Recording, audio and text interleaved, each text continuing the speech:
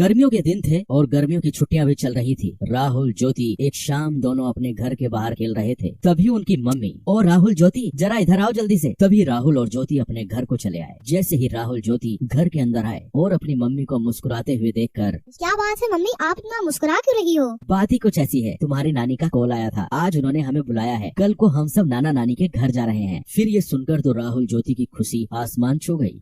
चलो पैकिंग शुरू कर देते हैं, नाना नानी के गांव चलते हैं और एंजॉय करते हैं।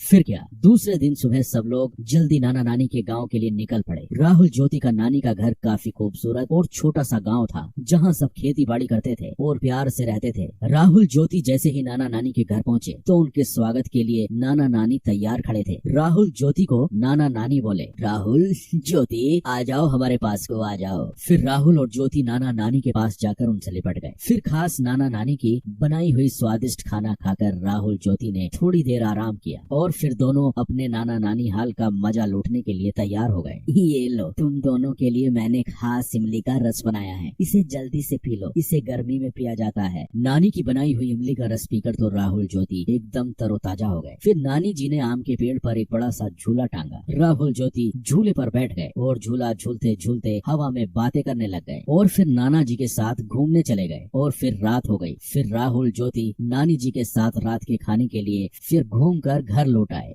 नानी जी, मैं आपके हाथों से खाऊंगा।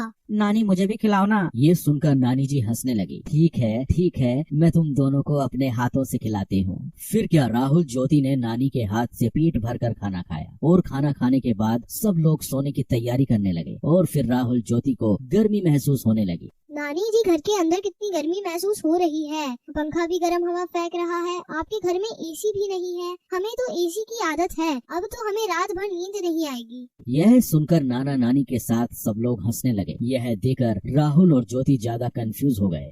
आप सब हंस क्यों रहे हो? हमने कुछ गलत कह दिया क्या? ना बेटा ना, तुमने कुछ गलत नहीं कहा। छोटा सा तो हमारा गांव है, हमारे पास एसी कैसे होगा बेटा, लेकिन हमारे पास एक ऐसा एसी जरूर है जो तुम्हारे शहर में नहीं होगा। नानी जी ने फिर जाकर छत पर गद्दे बिछाए और सोने लगे। नानी, हम भी आपके पास सोएंगे। हाँ, तुम दोनों मेरे पास सो जाओ, आओ सो जाओ। फिर क्या, खुले आसमान के नीचे थोड़ी हवा में राहुल और ज्योति आराम से नानी के पास सो गए और नानी से कहानियां सुनते सुनते दोनों को प्यारी नींद आ गई। तो बच्चों, आपने इस वीडियो में देखा राहुल ज्योति का नानी का